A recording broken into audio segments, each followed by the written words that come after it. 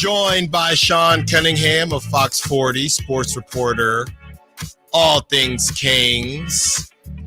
And Sean was in the building for the Devin Carter intro press conference, and we will get to that. But Sean, you know why you're here. The rumor mill is hot. But first and foremost, how you doing, Sean Cunningham? Oh, I'm great. I'm one of the few people that really love hot weather, and it's kind of too hot. Don't get me wrong. This is ridiculous. This is extreme. Don't get me wrong, but I kind of dig it. I just don't know that I dig it for like 12 straight days or whatever it feels like it might be.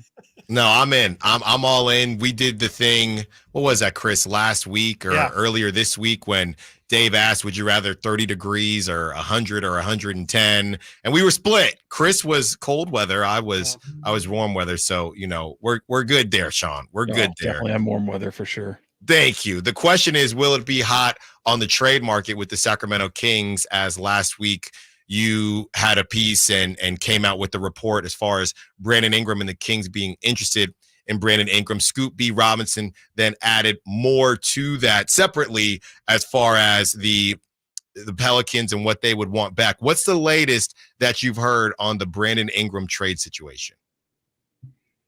It's been kind of quiet. I think it's something that I think both teams know what they're willing to part with. There's an understanding that Sacramento desires Brandon Ingram, but can they get there remains to be seen. I think there's the Pelicans are certainly going to kick the tires in a lot of situations. Their team looks quite dramatically different since the opening of free agency.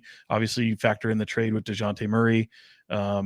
They're much like Sacramento, where they're a win now, and you could argue that they might even be a little more accelerated in that regard. But when you look at the likes of Herb Jones and Trey Murphy needing to take that next step, certainly Brandon Ingram has been that figurehead that is going to be an attractive piece not only to other teams, but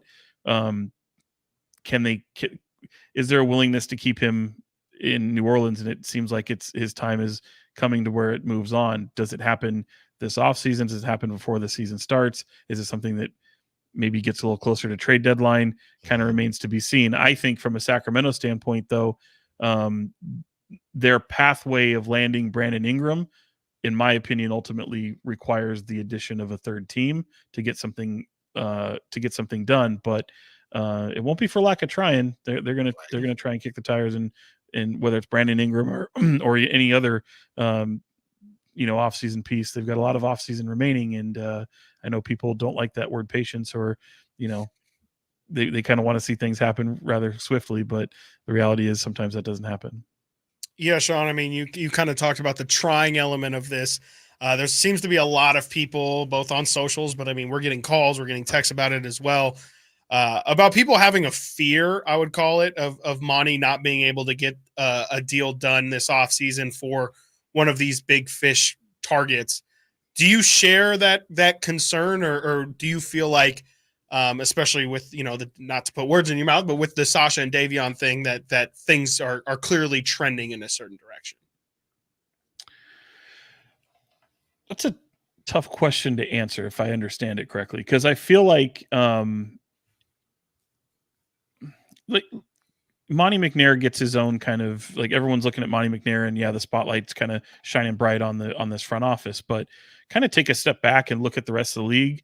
Think of someone like Danny Ainge, right? I mean, there's a lot of smoke right now with this Lauri Markkanen situation, and the reality is I think there's half the league is interested in Lauri Markkanen. You look at his contract, you look at what lies ahead. I can tell you that, I've had a lot of discussions recently within the past few days, and I kind of think his people are looking forward to free agency, and that that kind of stalls any kind of real trade movement. And from a Sacramento standpoint, puts them in kind of a unlikely to land Lauri Markkanen situation. Especially if you're looking at somebody like, if Monty's looking at his team, and obviously the attractive piece is Keegan Murray, team control, a prospect that has a very high ceiling who could possibly have this ascend to an all-star type of position. Do you part with that for somebody that you can't guarantee that you're going to be able to extend and keep in your team long term? And the answer right there is a hard no. So without having some of those guarantees makes it really difficult. I bring up Danny Ainge for an example because Danny Ainge typically doesn't do trades unless he's benefiting like tremendously from, right? Like Yeah. it's He hard doesn't to lose find trades. Yeah. doesn't lose trades. He's a very difficult GM to make that. I'm not saying that Monty McNair is Danny Ainge by any means, but you know, I don't think Monty McNair or this front office is going to operate as if they have their back against the wall, and nobody should expect them to do that. Talking to Sean Cunningham of Fox 40 sports reporter. Sean, and I know that you listen to the show, and there are a lot of different names that have been getting thrown around. So it's Brandon Ingram, Kyle Kuzma, Lauri Markkanen, Zach LaVine. Are there any other names or whispers that you have heard? I mean, Chris and I felt like the Jeremy Grant situation, we were surprised that it's not as loud because that timing over there with the Blazers seems a little off. Are there any other names that have not been talked about over and over again that maybe the Kings and maybe beyond the Kings teams might be interested in and that might be available? We've discussed about a month ago, Karl Anthony Towns, there were some whispers. Any other names besides the usual suspects? I mean, certainly there's names that bubble about. I think a lot of the names you're referring to are stuff that get through the media. In conversations, there's a ton of names that come up. And I often argue that if you're hearing about it, the likelihood is it probably won't happen. I mean, no one was hearing about Tyrese Halliburton for Domantas Sabonis, and that's typically what ends up happening. So, but no, the reality is there's tons of names out there, and they're not hard to find. You know, like people can look at a situation like the New York Knicks. Obviously have gone all in. What does it mean for someone like Mitchell Robinson? What does it mean for someone like Julius Randle? And within the walls of every, especially within the Kings organization, this is a team that in a front office has shown the ability to want to attach themselves to anything that could be out there that could make their team better. And they're going to have those discussions. And there's a kicking of the tires on so many things, so many situations, but the ones that tend to get the ones that are the hottest names are the ones that you've mentioned. It's because you see a lot of reports out there. I don't know that a lot of it does fans a lot of good because they really kind of go through the ringer, but it makes good for banner on talk radio like we're doing right now. Yeah, that's right. I mean, I brought up the Knicks just not necessarily because I'm, hearing a ton about the Knicks, but you just look at situations. And if you're sitting back and trying to put your, fantasy hat GM on and you're going, man, you can kind of see how, a healthy Mitchell Robinson, a Julius Randle could fit with Sacramento. You could see how certain things would work. And I think, the professional GM hat, the ones that this front office makes, I think they do something similar, only with a lot more thought and resources that go into it with analytics and scouting and things of that nature. So, but yeah, there's a lot of names. I don't know that it truly benefits anybody, and I wouldn't want to get anybody's hopes up. Sean, I know you have a relationship with Alvin Gentry. I don't know to what extent. I just know Alvin's always talking with everybody before every game, and he's super friendly, super welcoming, is willing to talk with anybody. But speaking of rumors, there was a rumor this morning that Alvin might, I guess it's not that Alvin might consider, but that the Lakers might consider reaching out to Alvin Gentry to join JJ Redick on his staff. Obviously, Alvin has tons of experience in this league. Just wanted to know if you had heard anything on that front, and maybe just a thought on Alvin's role with this team, just to let the viewers know really the level of impact that Alvin has here. Yeah, I mean, I can tell you this much. He really enjoys what he's doing with this organization. I've joked with him over the years. Well, I shouldn't, especially over this past year. It's like, oh, do you get that itch? As someone who's been as a coach in so many different levels, like, do you still get that itch? Do you want to go do it? And he's always shooting it down. I think the transition for him into the front office and at the point of where he is in his life, he's within this Kings front office now. That's not to say that if the right situation came around and they threw him enough money and that coach all of a sudden gets that spark, you look at what, if you're Alvin Gentry and you look at the Lakers and you go, well, I've got LeBron James, I've got a brand new head coach that, that is coming in a high profile situation. I have a familiarity with AD. You can certainly see why there could be a little bit of a nod to it. But if I were a betting man, I'm not saying I know anything in this regard, just taking him at face value from my conversations that I've had over the past year or so with him. Every time I've even mentioned a quasi coaching situation, he's always kind of shot it down, and he's done it because he really embraces this new role that he has. And, again, where he's at in his life, kind of been through the ringer a little bit, and, seen the good and the bad that this league has to offer. I think he has there's kind of like a calmness, a peace to him, and he can be very impactful in this new situation. He's done it for a few years, and they love him over there.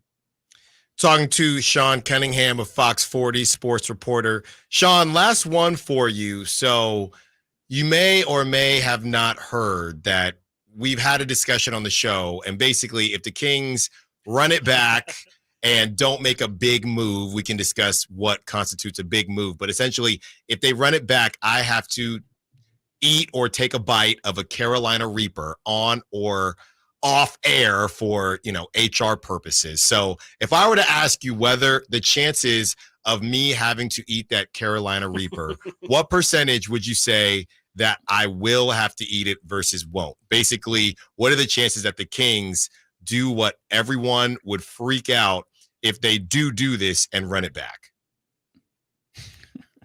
I want to see this, actually. I really hope that they run it back at this point. I hope no moves are made. Don't say that. I want to see this, bro. I guess I want to see how you qualify run it back too. I think in terms of the your core, you could call it a core 3, a core 4 if you're adding Malik Monk and Keegan Murray to that. I mean, I truly don't know, because I feel that there's so much offseason left. There's endless possibilities for this Kings team to get better, and they're going to be aggressive in doing so. I don't think the only ones I'm truly convinced that will not be moved, or that they will at least try to put things around, is Fox, Sabonis, and Monk, based on what his new agreement is with the team that'll become official on July 6th. But I'm never a guy that says anyone's untouchable. I think we've had those discussions before. I always say someone's untouchable until they're not. This team traded Tyrese Halliburton, with respect to Keegan Murray, and I still think he's going to have a tremendous career. We can probably get into whether I think he might be an all-star or not, or a Hall of Fame player. I don't think that does the player any good to talk like that, but I think he's going to be a hell of a player. I can see him very long-term with this team, and I know that there's a desire to keep him that way. But I don't look at him as untouchable. I don't look at Fox and Sabonis as untouchable either. So I just think based off where this team is, they've hitched their wagon to Fox and Sabonis, and they, in my opinion, they need that second or third player, meaning that however you group them, whether Fox is 1, Domas 2, maybe one of those players turns out to be a 3, depending upon who you bring in.